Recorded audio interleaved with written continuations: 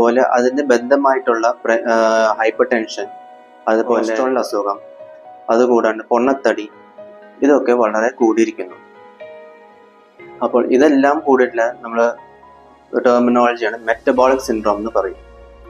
ഈ മെറ്റബോളിക് സിൻഡ്രോമിന്റെ കൂടെ thyroid disorders, കൂടുതൽ ഹൈപ്പോ തൈറോയിഡിസം ആണ് കാണുന്നത്. അതിന്റെ കൂടെ മാഷ്, അതായത് മെറ്റബോളിക് അസോസിയേറ്റഡ് സ്റ്റിയറ്റോ ഹെപ്പറ്റൈറ്റിസ്, ചുരുക്കി പറഞ്ഞാൽ ഫാറ്റി ലിവർ കൂടുതലായിട്ട് കാണുന്നുണ്ട്. അപ്പോൾ